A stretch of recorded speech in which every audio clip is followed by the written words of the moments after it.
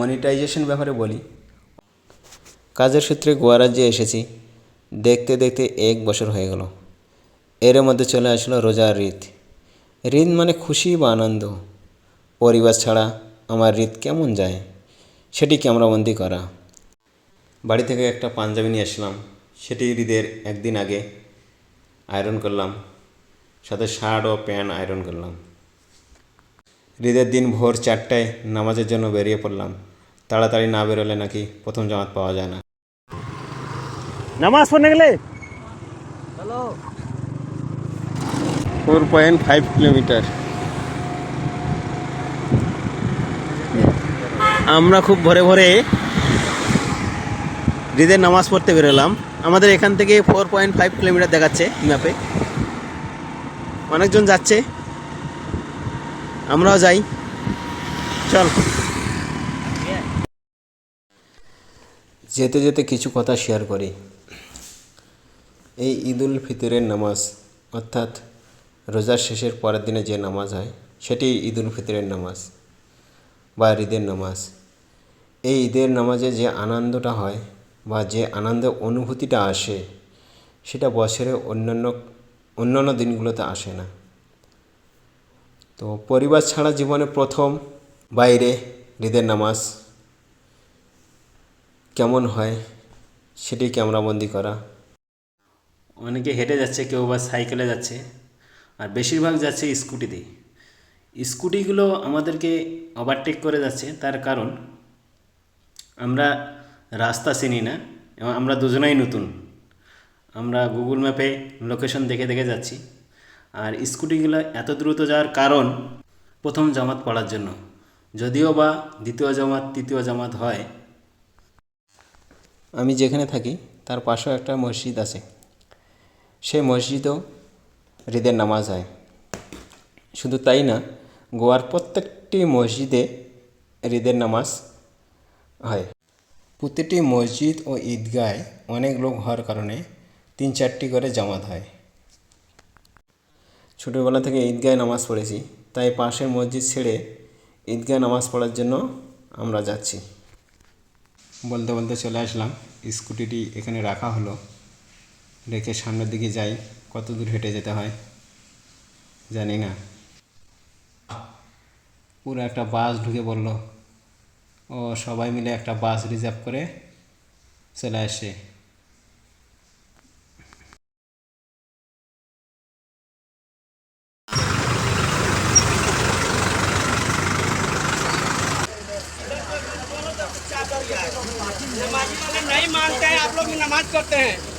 নামাজের জন্য বড় গাড়ি যাওয়া নিষেধ, তবু এই 4 হুইলার যাওয়ার চেষ্টা করতেছে, তাই সিকিউরিটি আটকাইছে, বলছে না যাওয়া যাবে না।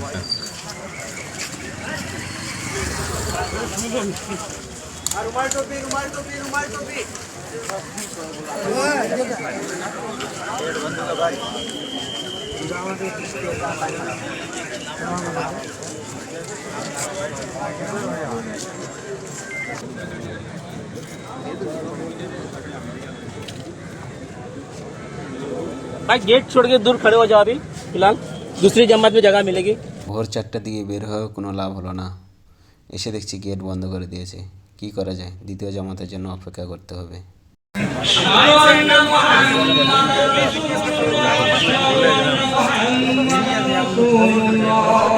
ভোর 5টা বাজে, ফজরের নামাজ হচ্ছে। আর ঈদের প্রথম নামাজ হবে 7টায়, দ্বিতীয় নামাজ হবে 8টায়, তৃতীয় নামাজ হবে 9টায়।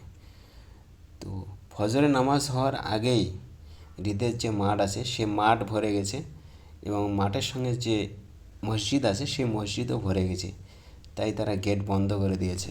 মাঠটি দেখতে ছোট মনে হচ্ছে, কিন্তু আসলে ছোট না। মাঠের মাঝখানে ওয়াল বা পার্টিশন দেওয়া আছে, কারণ মাঠটির সাথে একটি কবরস্থান আছে, সেই কবরস্থানে জানাজা করার জন্য তারা হয়তো পার্টিশন দিয়েছেন। দেখতে দেখতে 6টা বেজে গেল।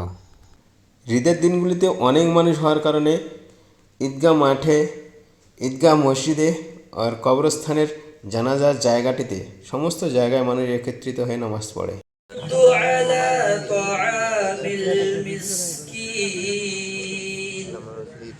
فويل للمصلين الذين هم صلاتهم ساهون الذين গোয়া রাজ্যের দুটি জেলা, একটি সাউথ গোয়া, অপরটি নর্থ গোয়া। নর্থ গোয়ার মধ্যে একটি শহর আছে, সেই শহরটির নাম মাপুসা বা মাপসা। সেই মাপসা শহরের মধ্যে এই ঈদগাহ মসজিদ বা ঈদগাহ মাঠটি অবস্থিত। সেই ভোর 4টার দিকে বেরিয়েছি।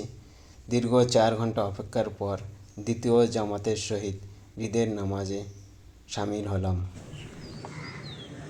سمع الله لمن حمده الله أكبر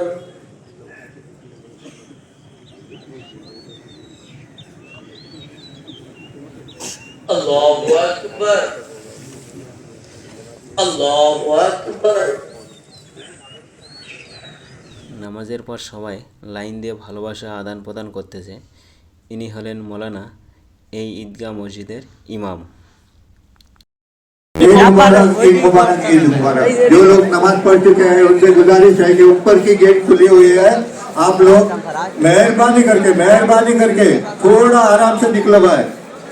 आप लोगों ने देख लिया है, अभी 2 एम्बुलेंस आ गया, 2 आदमी को लेके गए और 2 बच्चे भी घायल हो गए, उनके वालिद ने उनको लेके गए। मेहरबानी करके कोई ढकला ढकली न करे भाई। सबको भाई ईद मनाने दो भाई, सबको ईद खुशी से मनाने दो भाई, हॉस्पिटल में मत जाने दो। এখানে প্রচুর ভিড় হয়, সেই জন্য কমিটির তরফ থেকে অনেক ভলেন্টিয়ার আছে। আমার দেখায় 100 জন পার, তারপরও কমিটিকে সামাল দিতে হিমশিম খেতে হয়। মাপসা শহরে অনেক কবরস্থান আছে, এটি ঈদগাহ কবরস্থান। এসেছি যেহেতু কবরস্থানটি দেখে যাই। কবরস্থানটি গোছালো, প্রতিটি কবর বাঁধানো আছে। কেউ ফুল দিচ্ছে, কেউ তার মৃত রিলেটিভের জন্য জিয়ারত করতেছে এবং কবরস্থানের মাঝখান দিয়ে একটি কংক্রিটের রাস্তা আছে। অর্থাৎ যা দেখলাম এই ঈদগাহে, এটি ঈদগাহ মাঠ আছে, একটি কবরস্থান আছে, কবরস্থানের সঙ্গে একটি জানাজার জায়গা আছে এবং একটি ঈদগাহ মসজিদ আছে। মসজিদটি ground floor, first floor, second floor, 3 তলা বিশিষ্ট। চলুন সেই মসজিদটিও দেখে নিই। ও বাবা, নামাজ শেষ হওয়া আধা ঘন্টা হয়ে গেল, এখনও লোক বের হওয়া শেষ হয়নি। আমি কবরস্থান থেকে ঘুরে আসলাম, লোকগুলা বের হোক, তারপর মসজিদের ভিতরটা দেখে নেব।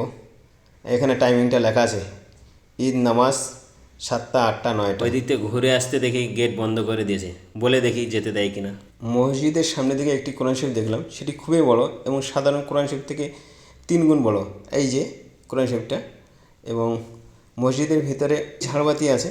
তার থেকে আমাকে সামনের ঝাড়বাতি দুটো ভালো লাগলো, কারণ সামনের ঝাড়বাতি আলোগুলো আগেকার যুগের সেই হ্যাজেকের আলো যেমন দেয় সেরকম আলো। এই যে একটা, এই যে একটা, খুবই হ্যাজেকের মতো আলো দিচ্ছে।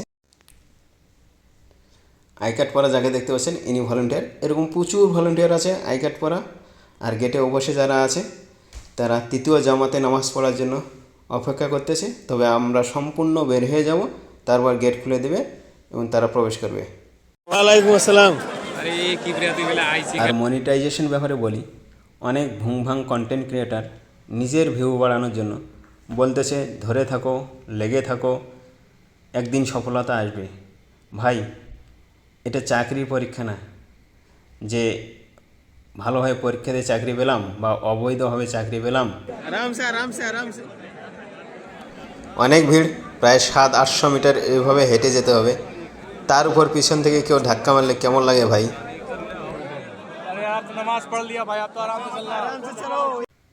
যেটা আলোচনা করতেছিলাম, চাকরি পেলাম, এবার মাস মাস যেমন বেতন ঢোকে, মনিটাইজেশন পেলে মনে হয় সেরকম মাস মাস লাখ লাখ টাকা ঢোকে। ভাই, এটা পাবলিক প্ল্যাটফর্ম। কয়েক মাস পর আপনার ভিডিওতে নাও ভিউ হতে পারে, এবং আপনার ভিডিওতে ভিউ না হলে আপনার ভালো বিজ্ঞাপন আসবে না। ভিডিওতে ভালো বিজ্ঞাপন না আসলে আপনার আর্নিং আসবে না। সো মনিটাইজেশনের জন্য না, বড়লোক হলে ব্যাপার আলাদা।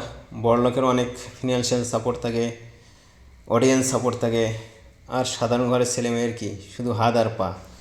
এই ভিডিও ক্লিপগুলি রোজার ঈদের 3 মাস পার হয়ে গেল।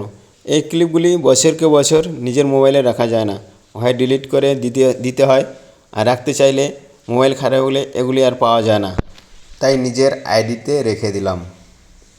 সবাই ভালো থাকবেন, অনেক ভিড় ছিল, প্রায় 700-800 মিটার হেঁটে আসি, তারপর স্কুটি নিয়ে এখন রুমে ফিরতেছি। খোদা হাফেজ।